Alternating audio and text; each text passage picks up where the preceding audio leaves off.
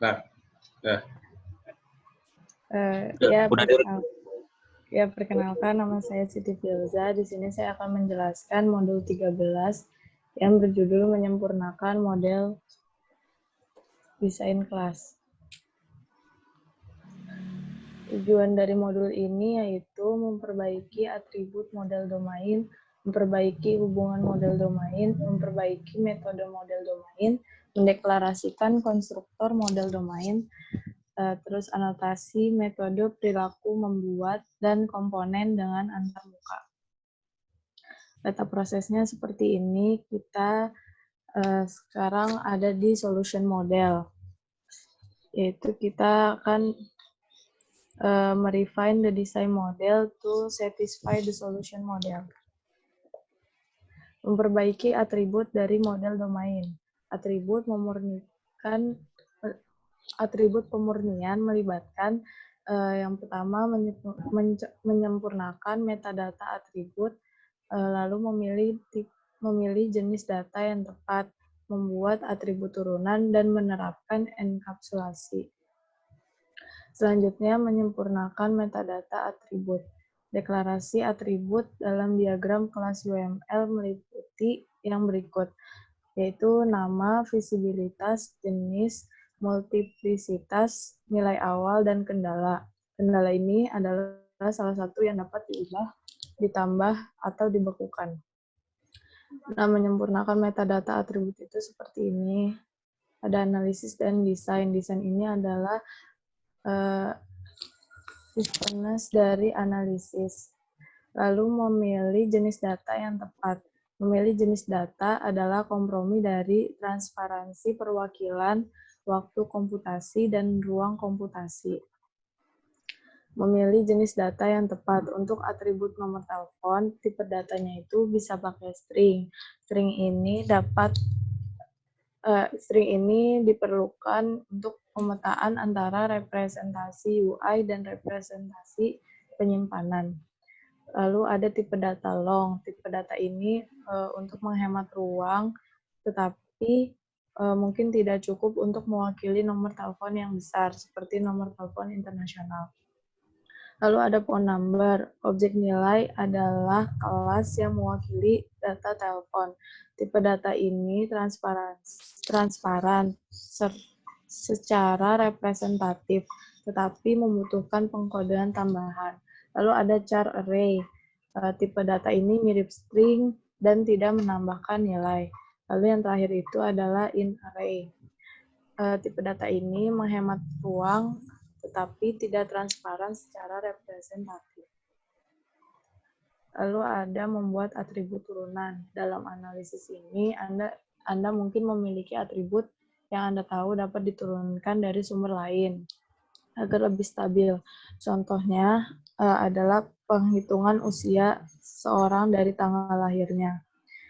Di sini yang age memakainya date of birth. Ya, sekian dari saya. Selanjutnya dilanjutkan oleh Ekil.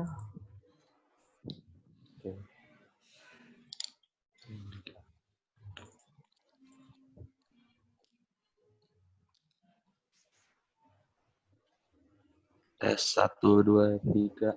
Udah kelihatan sebelumnya? Udah kelihatan semuanya? Ya. Oke, selamat pagi semuanya. Perkenalkan, nama saya Yeskiel Ferdinand. Saya akan melanjutkan presentasi dari rekan kita. Oke. Menjelaskan. Menerapkan enkapsulasi. Untuk menerapkan enkapsulasi, ikuti langkah-langkah ini. Yang pertama, jadikan semua atribut pribadi. Yang kedua, tambahkan metode pengakses publik untuk semua atribut yang dapat dibaca. Ketiga, tambahkan metode mutator publik untuk semua atribut yang dapat ditulis. Oke, selanjutnya ini adalah contoh enkapsulasi seperti ini. Selanjutnya, memperbaiki hubungan kelas. Tidak ada perbedaan yang jelas antara analisis dan desain, terutama dalam hal pemodelan asosiasi kelas. Desain biasanya membahas perincian ini. Yang pertama, jenis. Jadi jenis itu ada asosiasi, agregasi dan komposisi. Yang kedua, arah transversal, atau juga bisa disebut sebagai navigasi. Yang ketiga, asosiasi yang memenuhi syarat. Keempat, menyatakan metode manajemen asosiasi. Yang kelima, menyelesaikan banyak asosiasi. Yang terakhir, keenam, menyelesaikan kelas asosiasi. Jenis hubungan. Ada 3 jenis hubungan. Yang pertama, asosiasi. Kedua, agregasi. Ketiga, komposisi. Hubungan ini menyeratkan bahwa objek terkait entah bagaimana terikat pada objek asli, atau biasa disebut sebagai atribut instance. Ada jenis hubungan lain, ketergantungan, yang menyatakan bahwa satu objek menggunakan objek lain untuk melakukan beberapa pekerjaan, tetapi tidak ada atribut instance yang memegang objek itu. Selanjutnya, asosiasi. Hubungan semiotik antara dua atau lebih pengklasifikasi yang menentukan kondisi data instance mereka.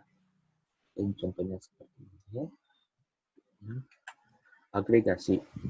Suatu bentuk khusus dari asosiasi yang menentukan hubungan seluruh bagian antara agregat keseluruhan dan bagian komponen. Contoh agregasi dengan gambaran seperti ini. Oke, selanjutnya komposisi. Suatu bentuk agregasi yang mengharuskan turunan bagian dimasukkan paling banyak satu komposit pada satu waktu dan bahwa objek komposit bertanggung jawab pembuatan dan penghancuran bagian-bagian. Contoh komposisi seperti ini. Selanjutnya, navigasi. Panah navigasi menunjukkan arah transversal objek saat rantan. Contoh navigasi seperti ini. Oke, cukup sekian dari saya. Selanjutnya akan dilanjutkan oleh rekan saya.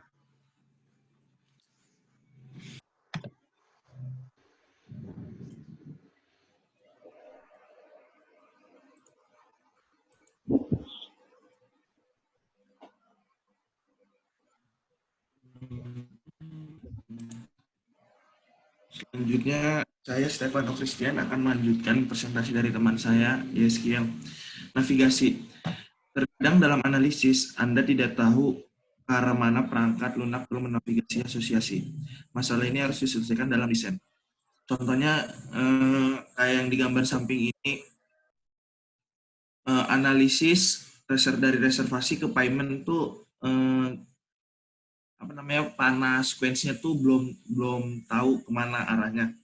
Tapi di desain itu reservasi ke payment udah ada sequence-nya. Jadi menunjukkan reservasi itu arahnya ke payment. Selanjutnya ada asosiasi berkualitas. Dalam asosiasi satu ke banyak atau banyak ke banyak sering berguna untuk memodelkan bagaimana sistem akan mengakses elemen tunggal dalam asosiasi. Contohnya kayak yang digambar, analisis yang room dari many ke one, sama one ke many, sama yang didesain itu ada one to one. Selanjutnya metode hubungan. Metode hubungan itu metode asosiasi memungkinkan klien untuk mengakses dan mengubah objek terkait. Ada 3 kasus, satu ke satu ke banyak, dan banyak ke banyak. Hubungan satu ke satu memerlukan variabel instance tunggal. Selanjutnya ada masih tetap di metode hubungan. Hubungan satu ke banyak membutuhkan penggunaan koleksi. Ini contoh dari gambar satu ke banyak, one to many. Terus selanjutnya Anda menyelesaikan hubungan banyak ke banyak. Mengelola asosiasi banyak ke banyak adalah tantangan. Mempertimbangkan untuk membantalkan persyaratan ini pada waktu desain. Menyelesaikan banyak ke banyak asosiasi. Jika asosiasi banyak ke banyak harus dipertahankan, Anda kadang-kadang dapat menambahkan kelas di antaranya yang mengurangi asosiasi banyak ke banyak tunggal menjadi 2 asosiasi satu ke banyak. Sebagai contohnya gambar di samping, dari yang banyak ke banyak menjadi satu ke banyak. Selanjutnya Anda menyelesaikan kelas asosiasi. Kelas asosiasi hanya bisa ada dalam model analisis. Itu harus diselesaikan menjadi kelas yang dapat diprogram desain. Contohnya kelas asosiasi yang di samping ini ada analisis, ada game, tim score, dan tim desainnya ada game. Satu lagi ya.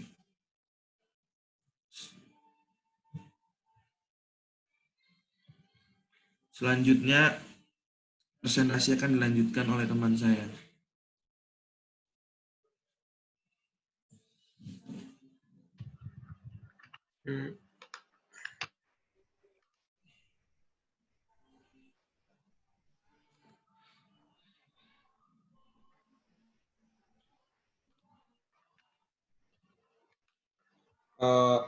Udah ada suara kan? Udah. Selanjutnya saya Rashid Ramadhani akan melanjutkan presentasi. Di sini menyelesaikan kelas asosiasi. Alternatif, kelas asosiasi dapat ditempatkan di antara dua kelas utama.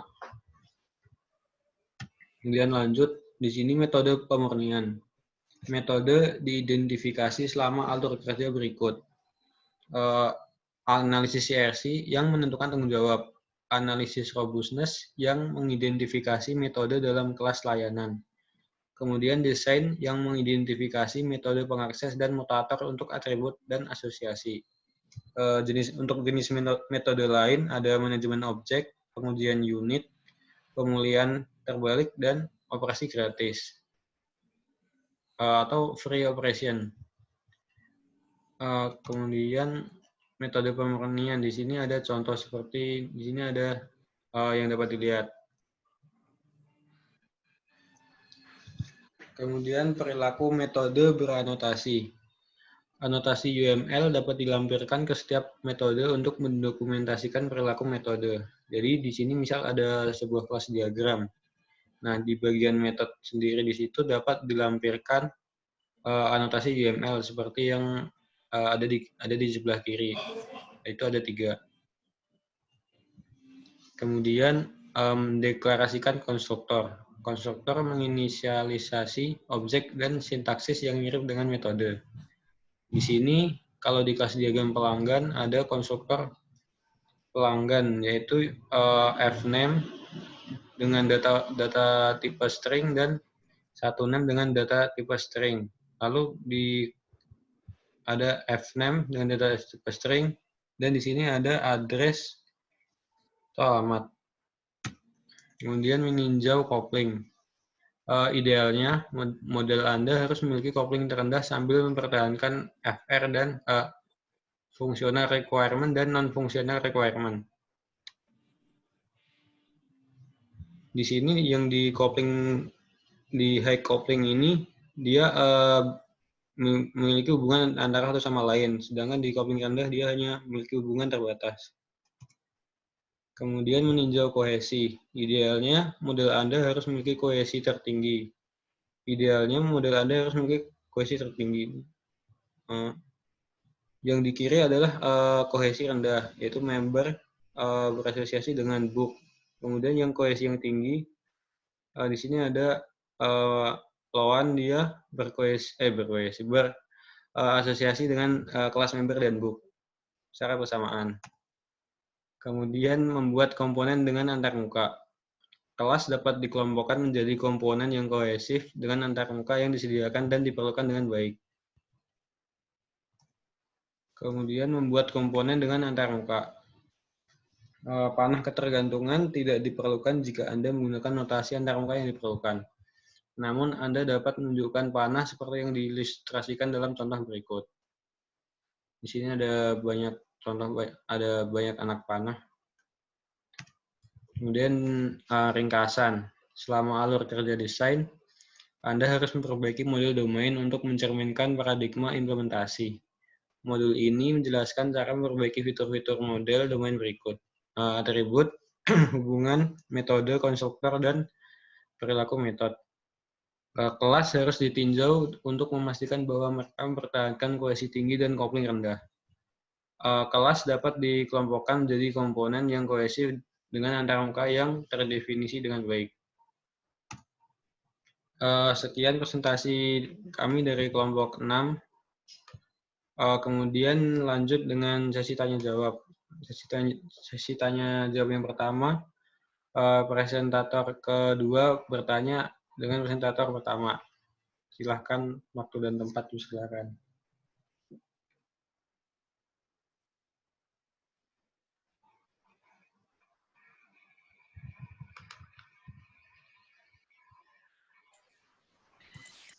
Tes. Yuk. Gimana Gil? Screen dari mana nih? Screennya dari lu aja nih. Di Rashid aja. Rasit aja. Bentar ya.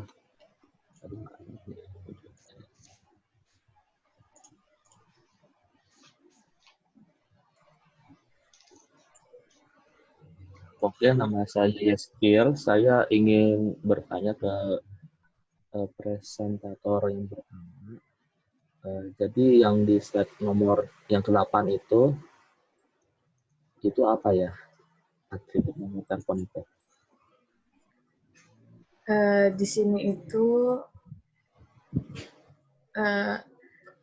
untuk memilih jenis data yang tepat. Nah, yang untuk atribut nomor telepon itu bisa digunakan dengan dengan banyak tipe data.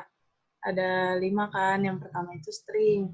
String ini adalah tipe data yang mungkin memerlukan pemetaan antara representasi UI dan representasi penyimpanan atau DB. Lalu ada tipe data long. Tipe data ini menghemat ruang, tetapi mungkin tidak cukup untuk mewakili nomor telepon besar, seperti nomor internasional. Lalu ada phone number. Objek nilai adalah kelas yang mewakili data telepon.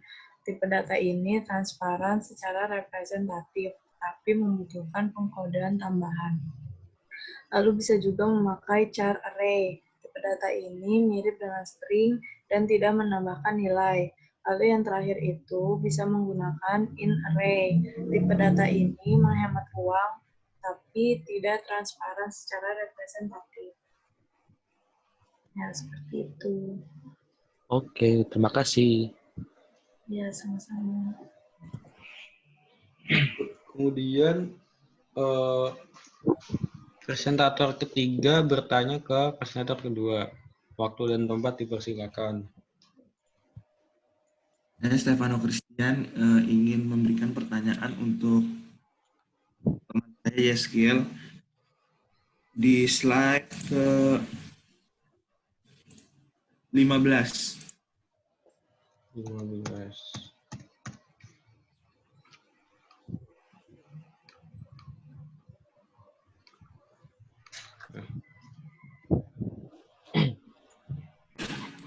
Oke, terima kasih. Terima kasih dari saya Stefano Christian. Jadi saya Stefano akan menjawab. Jadi agregasi atau kumpulan itu adalah suatu bentuk asosiasi khusus yang menentukan hubungan keseluruhan bagian antara agregat dan bagian komponen. Jadi seperti itu. Oke. Nah, kemudian saya sebagai presentator keempat bertanya dengan presentator ketiga. Nama saya Rashid, ingin bertanya kepada Stefano Christian. Di sini saya akan bertanya mengenai metode hubungan atau asosiasi. Nah, ini maksud dari metode hubungan itu seperti apa?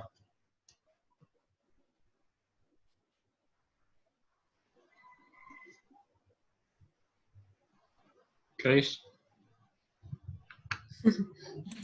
Jadi saya Stefano Christian akan menjawab pertanyaan dari Rashid. Maksud dari metode hubungan itu yang ada di gambar itu